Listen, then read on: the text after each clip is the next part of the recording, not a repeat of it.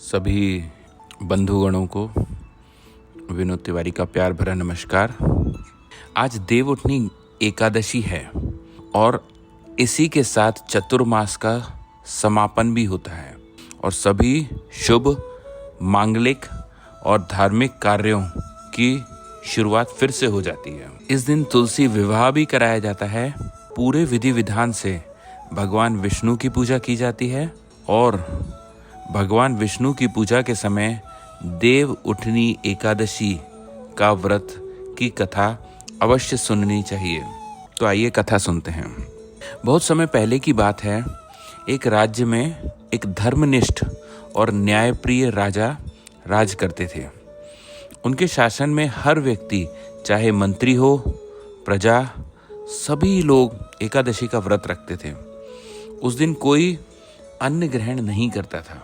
सभी भगवान विष्णु की पूजा और भक्ति में लीन ही रहते थे। एक दिन दूसरे राज्य से एक व्यक्ति नौकरी की तलाश में उस राजा के दरबार में पहुंचा। राजा ने कहा, तुम्हें नौकरी तो मिल सकती है, लेकिन हमारे राज्य का एक नियम है कि एकादशी के दिन कोई अन्न नहीं खाता, सिर्फ फलाहार ही करता है। उस व्यक्ति ने यह नियम मानते हुए राज्य में नौकरी करना शुरू कर दिया। इसके बाद जब एकादशी आई तो सभी लोग फलाहार ग्रहण कर रहे थे और उस व्यक्ति को भी दूध और फल दिए गए, लेकिन फलाहार करके उसकी भूख मिटी ही नहीं और न ही मन शांत हुआ। तब वह राजा के पास पहुंचा और बोला, महाराज, मैं बिना अन्न ग्रहण किए नहीं रह सकता। कृपया मुझे अन्न ग्रहण करने की अनुमति दे दी जाए।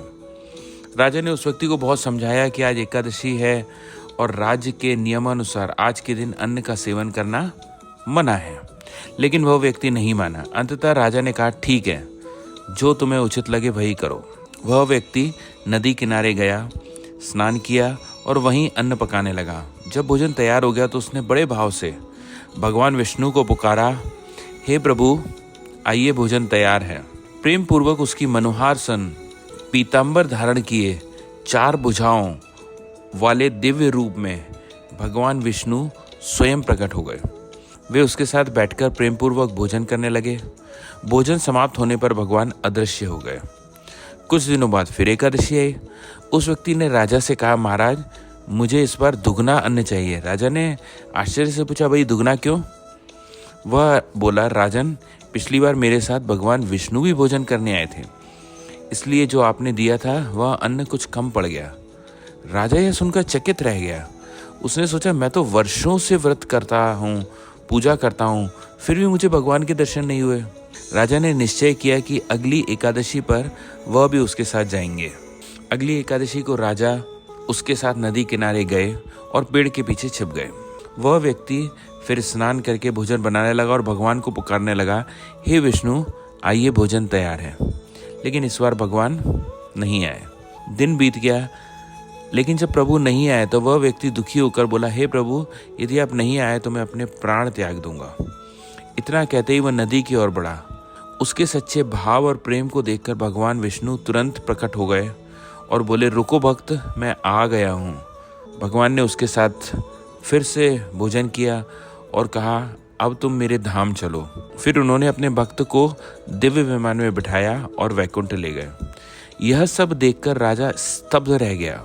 उसे एहसास हुआ कि वह तो सालों से व्रत रखता रहा, लेकिन उसका मन केवल नियमों में ही बंधा था, भक्ति में बिल्कुल नहीं। जबकि वह व्यक्ति ने नियम तो तोड़ा, पर उसका भाव सच्चा था और भगवान ने उसी सच्ची भक्ति को स्वीकार किया। उस दिन से राजा का जीवन बिल्कुल बदल गया। उन्होंने समझ लिया कि भगवान की प्राप्ति उपवास से नहीं, बल्कि सच्चे मन, श्रद्धा और प्रेम से होती है। उन्होंने भी पूरे भाव से पूजा शुरू कर दी और जीवन के अंत में स्वर्ग प्राप्त किया।